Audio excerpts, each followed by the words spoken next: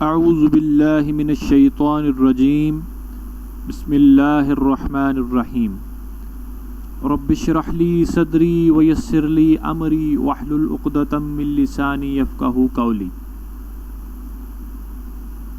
پچھلے دروس میں ہم نے اسم کے اوپر اپنی بحث کو جاری رکھا تھا، تو پچھلے تمام اسباق میں ہم نے اسم پہ بات کی تھی، اسم کے چاروں پہلوؤں کو دیکھا تھا ہم نے، اور پھر ہم نے یہ بھی بتایا تھا کہ اسم کو جب آپ نے جملے میں استعمال کرنا ہے یا مرکب میں استعمال کرنا ہے تو اسم سے متعلق آپ کو اس کی جنس کا پتہ ہونا چاہیے، اس کے عدد کا پتہ ہونا چاہیے، اس کی وسعت کا پتہ ہونا چاہیے، اور اس کے اعراب کا پتہ ہونا چاہیے۔ پھر ایک ایک چیز کو ہم نے بڑی ڈیٹیل سے ڈسکس کیا۔ آج انشاءاللہ ہم انہی اسماء کو جن کے ہم نے چاروں پہلوؤں کے اعتبار سے جو پڑھا تھا، انہی کو اب ہم مرکبات میں استعمال کریں گے، یعنی انہی کو ملا کے ہم مرکبات بنائیں گے۔ مرکبات کے بعد پھر انشاءاللہ ہم جملے پہ آئیں گے، اور اس کے بعد پھر ہم انشاءاللہ فعل اور اس کی گردانیں وغیرہ سٹارٹ کریں گے۔ تو آج ہم مرکبات شروع کریں گے۔ مرکبات، کوئی بھی لفظ ہا اسم ہو، فعل ہو یا حرف، جب تنہا ہو تو مفرد کہلاتا ہے۔ ٹھیک ہے، اسم میں ہم نے اس کو پڑھا تھا کہ مفرد جو ہے وہ اکیلا لفظ ہوتا ہے، تو اسم میں اصل میں وہ اسم جو ہے وہ مفرد ہی تھا، ٹھیک ہے، جس کو ہم نے چاروں پہلوؤں کے اعتبار سے دیکھا تھا۔ اسم اور اس کے مختلف پہلوؤں کا تعلق مفردات کے ساتھ ہے، ٹھیک ہے۔ انہی مفرد الفاظ کو باہم ملا کر بامعنی مرکبات بنائے جاتے ہیں، ٹھیک ہے۔ اب ہم ان کو ملا کر ان سے مرکبات بنانے کی کوشش کریں گے۔ کسی مرکب میں مفردات کی تعداد 2 یا 2 سے زیادہ ہو سکتی ہے۔ اسے ابتداً 2 قسموں میں تقسیم کیا جاتا ہے، مرکب ناقص اور مرکب تام۔ مرکب ناقص 2 یا 2 سے زیادہ مفردات کا ایسا مرکب جس میں مکمل بات بیان نہ کی گئی ہو، مرکب ناقص کہلاتا ہے۔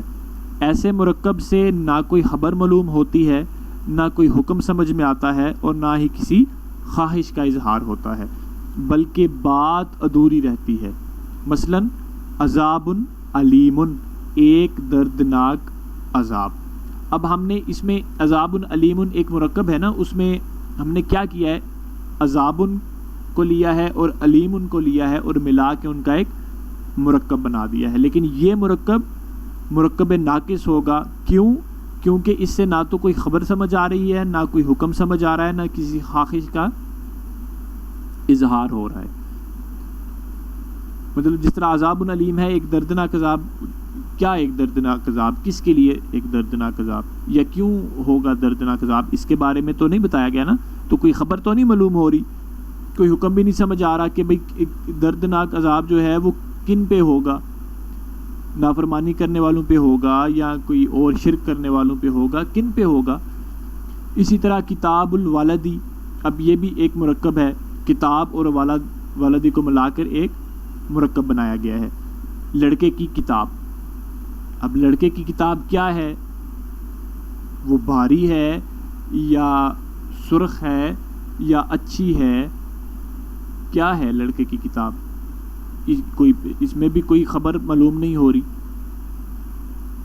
ٹھیک ہے۔ پھر آگے دیکھیں من المسجدی، مسجد سے، کیا مسجد سے، کوئی مسجد سے نماز پڑھ کے نکلا ہے یا مسجد جا رہا ہے، کیا ہو رہا ہے، نہ کوئی خبر معلوم ہو رہی ہے، نہ کوئی حکم سمجھ میں آ رہا ہے، نہ کسی خواہش کا اظہار ہو رہا ہے، ٹھیک ہے۔ تو یہ جتنے بھی مرکب یہاں پہ مذکور ہیں یہ سارے مرکب ناقص ہیں۔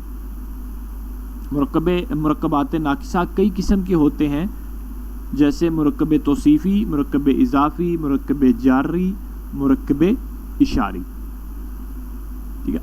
اب ہم انشاءاللہ مرکبات میں انہی مرکبات کو پڑھیں گے، مرکب توصیفی کو، مرکب اضافی کو، مرکب جاری کو اور مرکب اشاری کو۔ مرکب تام کیا ہوتا ہے جی، 2 یا 2 سے زیادہ مفردات کا ایسا مرکب جس میں مکمل بات بیان کی گئی ہو، مرکب تام کہلاتا ہے۔ ایسے مرکب سے یا کوئی خبر معلوم ہوتی ہے، کوئی حکم سمجھ آتا ہے، یا کسی خواہش کا اظہار ہوتا ہے۔ مثلا المسجدु वासिउन, मस्जिद कुशादा है। ठीक है, अब देखें ना, अब इसे खबर मालूम हो रही है कि खबर दी जा रही है कि मस्जिद कुशादा है। देखिए किताबुल वालदी सकीलुन, लड़के की किताब भारी है। ठीक है, पहले अगर जस्ट ये होता जिस तरह हमने ऊपर पढ़ा है किताबुल वालदी यानी लड़के की किताब, तो वो तो मुरक्कब नाकिस हुआ, इससे कोई समझ नहीं आ रही कि क्या बताना चाह रहा है अगला। ठीक है, अब जब उसने कहा सकीलुन भारी है, तो अब हमारा पूरा जुमला मुकम्मल हुआ है और अब हम इस जुमले की सेंस हमें समझ आई है, यानी इससे कोई खबर देना चाह रहा है वो। ठीक है, मुरक्कब ताम को जुमला भी कहा जाता है और जुमला की दो इकसाम है, जुमला इस्मिया और जुमला फ़इलिया। मुरक्कब ताम को हम आगे जुमला ही इस्तेमाल करेंगे, यानी इसके दो नाम हैं, मुरक्कब ताम कह लें, जुमला कह लें। ठीक है, तो आगे हम जुमले ही से इसे मुख़ातब करेंगे, जुमला इस्मिया और जुमला फ़इलिया, और इसे हम इंशाल्लाह मुरक्कबात के बाद पढ़ेंगे। मुरक्कब ताम को यानी जुमले को हम मुरक्कबात नाकिसा पढ़ने के बाद पढ़ेंगे। मुरक्कबात नाकिसा, मुरक्कबात नाकिसा में पहली जो है वो है मुरक्कब तौसीफ़ी। मुरक्कब तौसीफ़ी दो इस्मों का ऐसा मुरक्कब है जिसमें एक इस्म दूसरे इस्म की सिफत हो। मसलन राजुलुन सालिहुन, एक नेक मर्द, में इस्म सालिहुन इस्म राजुलुन की सिफत है। ठीक है, अब यानी ऐसा मुरक्कब जिसमें एक इस्म दूसरे इस्म की सिफत या अच्छाई बयान करें या उसकी बुराई बयान करें। ठीक है, तो उसे हम कहेंगे कि ये मुरक्कब तौसीफ़ी है। जो लफ्ज़ इस्म की सिफत हो इसे इसमें सिफत और उस इस्म और जिस इस्म की सिफत बयान की जाए उसे मौसूफ कहते हैं। जिस तरह राजुलुन सालिहुन है ना, तो अब सालिहुन तो इसमें सिफत हो गया और राजुलुन क्या हुआ, मौसूफ बन गया, यानी इस राजुलुन की सिफत बयान की जा रही है। अंग्रेज़ी और उर्दू में मुरक्कब तौसीफ़ी की तरकीब यूँ है। अब तरकीब उसको कैसे बनाया जाता है, यानी हमने बात की थी ना कि जब इस्म को हमने चारों पहलुओं से देख लिया तो अब हम उससे मुरक्कब बनाएंगे। ठीक है, तो कोई तरकीब होगी ना, कोई कायदा होगा। अब वो कायदा क्या है उसे हम पढ़ते हैं। मुरक्कब तौसीफ़ी की तरकीब यूँ है कि सिफ़त पहले और मौसूफ बाद में आता है। मसलन उर्दू में अगर किसी लड़के की सिफ़त बयान करनी हो तो यूँ कहा जाता है अच्छा लड़का या नेक लड़का या गंदा लड़का। अब देखें जो इसमें सिफ़त है वो पहले आ रहा है, अच्छा जो है वो पहले है, नेक पहले है लड़के से, गंदा पहले है लड़के से, ये तमाम सिफ़ात पहले हैं, मौसूफ बाद में है। या अंग्रेज़ी में इसे बयान करना हो तो यूँ कहा जाता है dirty boy, price boy, good boy. ठीक है, अब देखें डर्टी, पाइस और गुड जो है ये सारी सिफत है ना, सिफात हैं। ठीक है, और ये मौसूफ से पहले आ रही हैं। उर्दू और अंग्रेज़ी की बात कर रहे हैं, अभी अरबी की बात नहीं हुई। अरबी में इसकी तरकीब क्या होगी, अरबी ज़ुबान में मुरक्कब तौसीफ़ी में मौसूफ पहले और इसमें सिर्फ बाद में आता है। इसलिए अच्छा लड़का अरबी ज़ुबान में यूँ लिखा जाएगा वालदुन हसनुन। अब देखिए वालदुन हसनुन का मतलब उर्दू में होगा अच्छा लड़का। उर्दू में अच्छा यानी सिफत पहले है और लड़का यानी मौसूफ बाद में है, लेकिन अरबी में वालदुन यानी मौसूफ पहले है और हसनुन यानी सिफत बाद में है। अरबी ज़ुबान में मुरक्कब तौसीफ़ी का अहम कायदा ये है। पहला कायदा या तरकीब उसकी क्या थी कि जो मौसूफ है वो हमेशा सिफत से पहले आएगा, सिफत हमेशा मौसूफ के बाद आएगी। ये पहला था कायदा, यानी उसकी तरकीब के लिहाज से।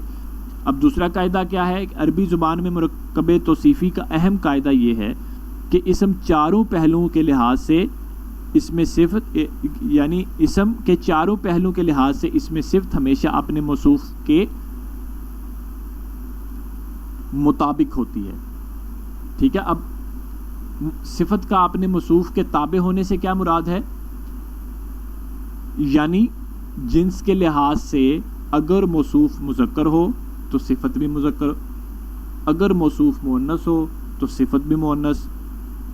آئے گی. اسی طرح عدد کے لحاظ سے اگر موصوف واحد یا مثنیٰ یا جمع ہو تو صفت بھی اسی کے مطابق واحد یا مثنیٰ یا جمع ہوگی.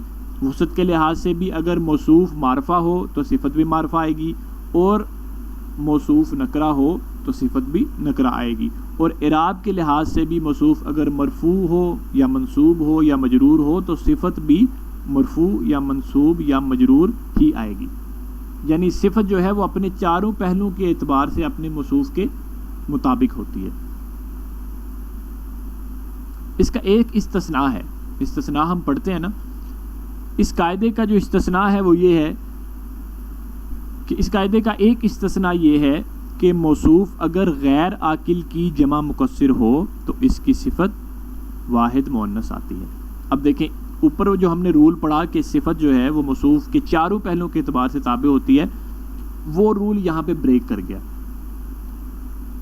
وہ کیا بریک ہوا ہے کہ اگر موصوف غیر عاقل کی جمع مکسر ہو، یعنی وہ اوپر ہم نے وہ اسم کی مختلف شکلیں پڑھی تھی نا، تو اس میں ہم نے عاقل اور غیر عاقل کی بھی مختلف شکلیں پڑھی تھی، پھر اس کی جمع سالم اور جمع مکسر بھی ہم نے پڑھی تھی. تو یہ استثناء کہاں پہ اپلائی ہوگا؟ اگر اسم غیر عاقل ہو اور ساتھ جمع مکسر ہو، جمع سالم نہیں ہو، تو اس کی صفت واحد مؤنث آتی ہے.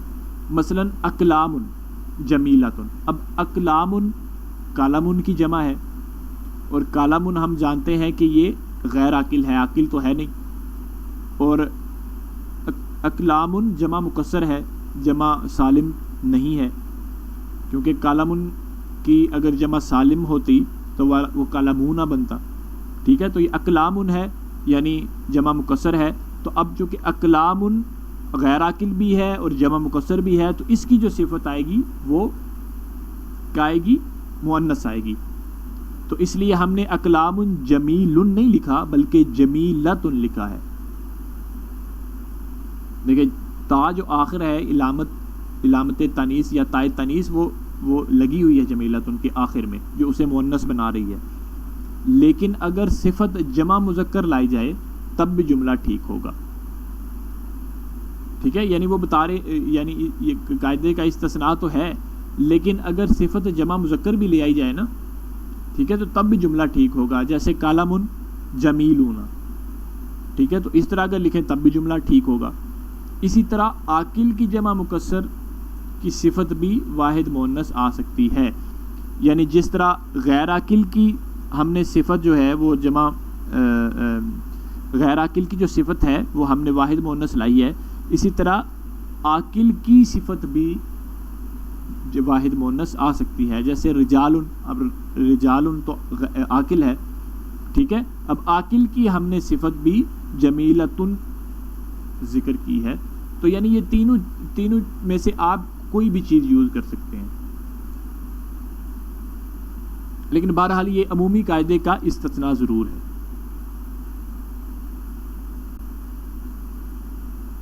مندرجہ بالا امثال میں اگر غور کیا جائے تو صفت اپنے چاروں پہلوؤں کے لحاظ سے موصوف کے تابع ہوتی ہے. یہ ہم پڑھ چکے ہیں. اب یہ اس چارٹ کو ذرا دیکھیں، مرکب توصیفی کا جو چارٹ ہے، والد حسن. ٹھیک ہے، اب والد جنس کے اعتبار سے مذکر ہے، عدد کے اعتبار سے واحد ہے، وسعت کے اعتبار سے نکرہ ہے، اور اعراب کے اعتبار سے رفع ہے. اب دیکھیں حسن بھی بالکل چونکہ تابع ہوگی اپنے اس کے موصوف کے، تو حسن بھی دیکھیں جنس کے جو مطابق یعنی جنس مذکر ہے اور مذکر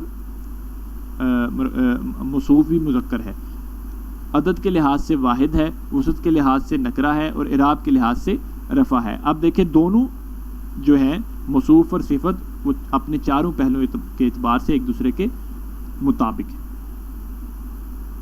تو آج کا سبق یہیں تک ہے. انشاءاللہ اگلے سبق میں اسے ہم مزید ڈیٹیل میں دیکھیں گے ایگزامپلز کے ساتھ. تو تب تک کے لیے مجھے اجازت دیں. والسلام علیکم ورحمۃ اللہ وبرکاتہ.